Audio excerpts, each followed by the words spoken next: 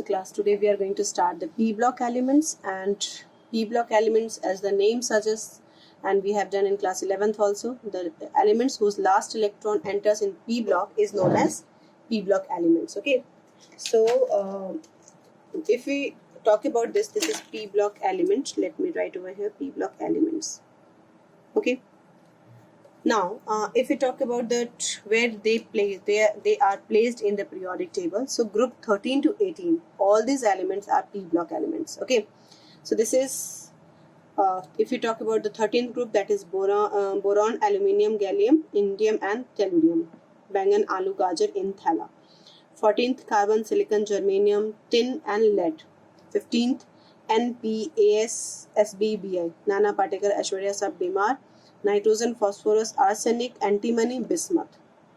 16th, these are oxygen, sulfur, selenium, tellurium, polonium, usse, TEPO. Okay, then 17th, this is faltu, fir kal bahar aayi aunty. So fluorine, chlorine, bromine, iodine, acetylene. And this 18 is helium. Helium is not in this group, okay, not in this period. Helium is above. And then neon, and then this is argon, this is krypton and xenon and radon. Hina, Nina or Karina, X-ray radon. Got it? So these are the elements which belongs to p block element, p block. Now if we talk about the valence electronic configuration, this is NS2 NP126. This is a general valence electronic configuration. So 13 and 14 we don't have to study in class 12th. It is like, so we let's start with the group 15. We are going to start with the group 15, and earlier last year it was excluded from the syllabus, but this year again it is like it is included in the syllabus, so we have to learn. So see, in this question there are few in this chapter topic, there are few tricks. If you will go through with this trick, it will be easy to learn. Otherwise, if you'll understand this trick, it will be easy to learn. Otherwise, it will be just cramming, and I don't think so that you people will be able to cram it, and you people will be like retain this for a longer time. So it's better to understand. Okay, so now let's start with the group 15. If we talk about group 15, the valence electronic configuration, particularly we are going for group 15. So that's why the valence electronic configuration is NS2 NP3. This N shows the period number, or you can say that the orbit number, and here the valence electron 2 and 3. Got it? Few points are there that we have to learn. These are the 3 points, which is very important point, and in maximum question these 3 points come as a key point, key answer. Okay, so let's start with this. First member of group shows anomalous behavior. First member, if we talk about like, okay, one more thing I just want to tell you, group 15 are also known as pnictogen. Okay, pnictogens. Then okay, so if we talk about the first member of this group 15, it is nitrogen. Similarly for 16th and 17th also it is like that, but we are talking about the 15th group, so let's do the for this only. So nitrogen, if we talk about this nitrogen, the first member of group shows anomalous behavior. What is the reason behind this? This is the first thing. First key point is small size. Its size is very small, and due to which there will be electronic repulsion. Second thing, there will be highly electronegative. We all know that FON, these are the most electronegative elements in our periodic table. Okay, after that this is the all the halogens will be there, rest halogen will be there, and then other atoms are there. Okay, got it? So highly electronegative, again more electronegative, that means tendency to attract the electron will be high. Got it? And next is unavailability of d orbital. That means they, if you write the configuration for if we for 15th group, or like if we talk about the nitrogen only, so nitrogen configuration is 1s2, 2s2, 2p3. In second orbit, we know that there is no d orbital, d suborbit, isn't it? So that means it has unavailability of d orbitals. Okay, so few questions are there. So just one question is that nitrogen and phosphorus both belong to same group, but still nitrogen cannot form NCl5, whereas phosphorus forms PCl5. Why? This is the common question, and this question can also be asked in this way, that nitrogen does not show pentavalency, whereas phosphorus shows. So in class 10th or 11th, you have learned the oxidation, that that charge, the valency 3 and 5 both for phosphorus. So how come? Because phosphorus has availability of d orbital. Okay, so here the answer, nitrogen doesn't have d orbital, so cannot expand its octet. Like if we write the configuration, there is no 2d, so that means it cannot expand its valency, this only.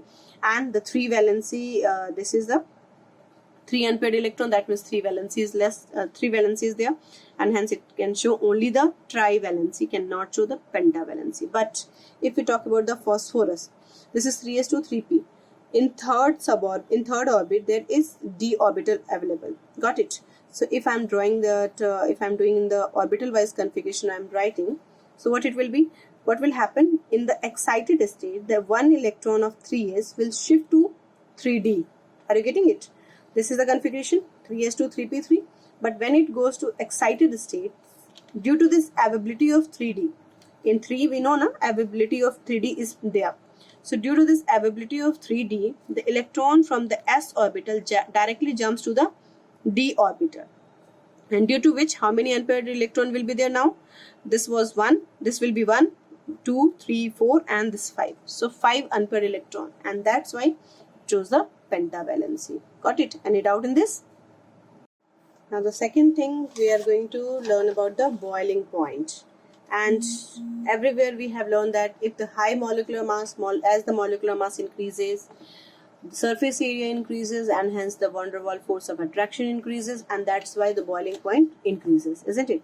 So there is a term, that is the molecular mass increases, boiling point increases. But so according to this, the order of the boiling point of hydrides of 15th group, hydrides, that means hydrogen. So see, nitrogen cannot show pentavalency, so that's why I'm taking the trivalency for all this. Yes. So if I'm taking the trivalent hydride like NH3, PS3, ASH3, SBH3, BIS3.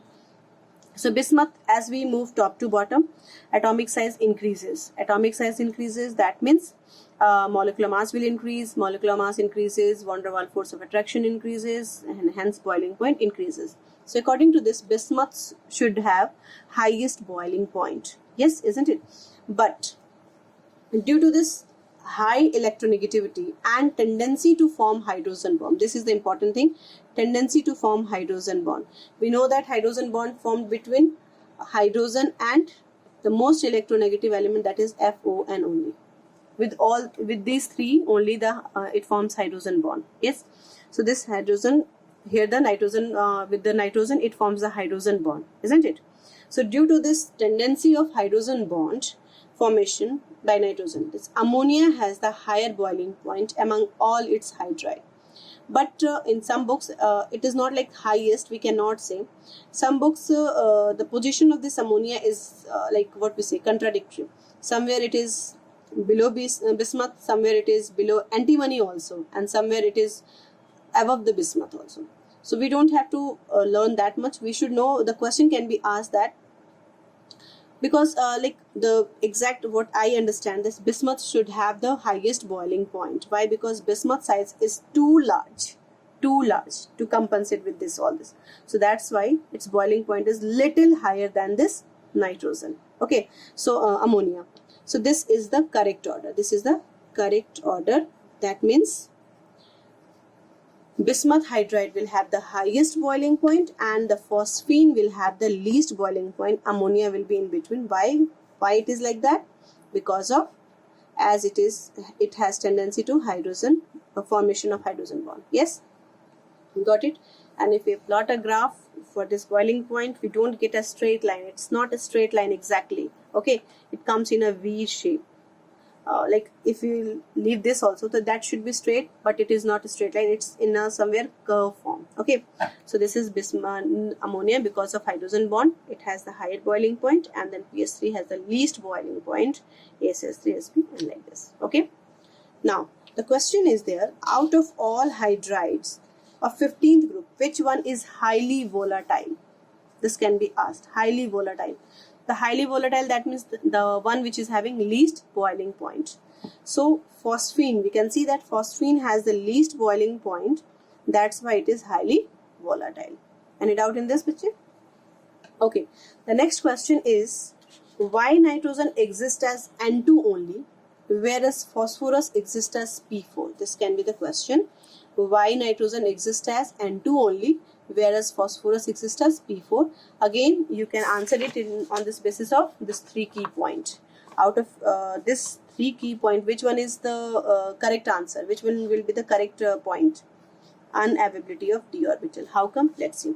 See, nitrogen doesn't have d orbital. That's why it cannot expand its octet, and hence it doesn't show that much catenation properties as the phosphorus can show because of availability of d orbital. Are you getting it? In phosphorus, there is a d orbital available, due to which it can show maximum catenation, while nitrogen doesn't have d orbital, so it cannot show the catenation property as that much extent. So that's why nitrogen exists only as N2, while the phosphorus exists as P4. Now, another question can be asked with the same property.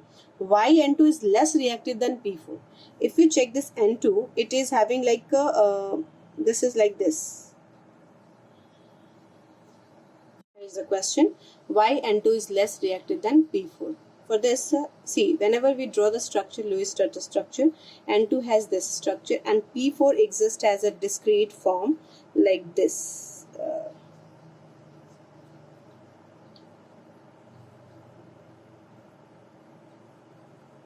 Okay, so this is. That means nitrogen is bonded together by the triple bond, and the phosphorus is bonded together by the single bond. So due to, actually यहाँ पे क्या, there is a need to break the 3 bonds. That means due to high bond enthalpy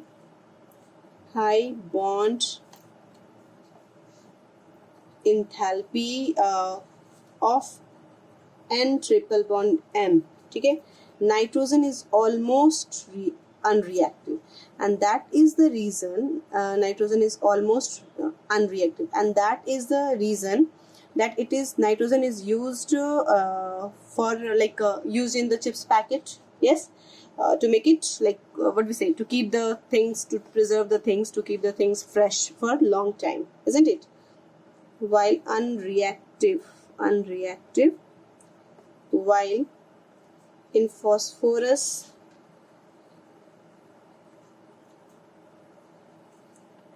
PP bond is present, okay, so which is weaker,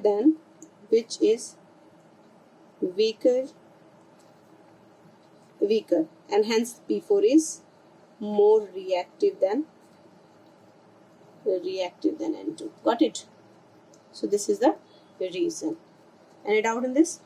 Now the next thing, we have to learn about the basic strength. So what is this basic strength? Basic strength, actually we know that basic strength either in the like they have lone pair. Yes, so the one who loses the lone pair, which is having lone pair, that is called Lewis base, isn't it?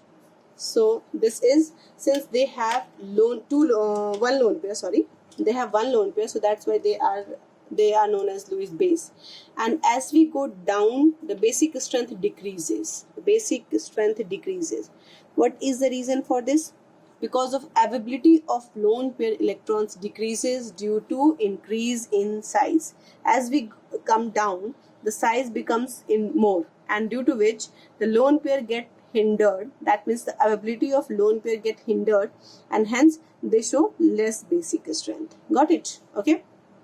So what will be the order of the basic strength? Obviously the ammonia will have the highest basic strength because it has smallest size, and then as we go down, the size going to be increased, and hence the basic strength will be decreased. So that question can also be asked, that why bismuth hydride is feebly basic. Feebly means least basic. Okay, so the above is the answer I have mentioned. Now the next thing we have to learn, that reducing character. Reducing character is, we have done in class 10th 11th also, that reducing का मतलब like character, that means it is going to reduce other, यानी it will oxidize itself. So दूसरों को reduce करने के लिए what it will do? It will donate hydrogen to other. Or yes, got it? So reducing character, that means it will lose the hydrogen easily, and so that the other one will get the hydrogen fastly, and hence it will reduce the others. So as we go down, reducing character increases. How come? Because as we go down, the size becomes more, and size, if it is increases, bond length will increase, isn't it? Bond length will increase, and if bond length increases, that means bond dissociation enthalpy will decrease. आसानी से वो bond टूट जाएगा, isn't it? And removal of hydrogen will be easy. आसानी से hydrogen release हो जाएगा to attach with the other to get the to reduce the others. Got it? So these are the important point that you have to learn. Now the order of reducing character, if you'll see, this will be the reducing. That means bismuth hydride will have the highest reducing property. Any doubt in this? Okay. Now the next thing is dipole moment. Dipole moment, obviously nitrogen, ammonia being more smallest size, like nitrogen is having a smallest size and more electronegativity, so that's why it will have high dipole moment than the other hydrides of its group. Okay, as we go down, size increases and electronegativity decreases, so obviously the dipole moment will decrease. Got it? And this one is the very important part of this topic, oxidation state. In class 11th only, I have explained you that all the non-metals, they show the range of the oxidation state. Okay, they show the range of oxidation state, and the range is minus valency to plus valence electron. Minus valency to plus valence electron. This is the range of oxidation number. So what is the valency for the, what is the valence electron for the 15th group? 3s2 3p5. Yes, 3p3 you can write. This is 3 to ns2 to np3. That means 2 plus 3. Valence electron is 5, isn't it? So the maximum can be plus 5. Yes, plus 5 maximum. And what will be the valency? If valence electron is 5, then valency will be 3. So the minimum will be minus 3.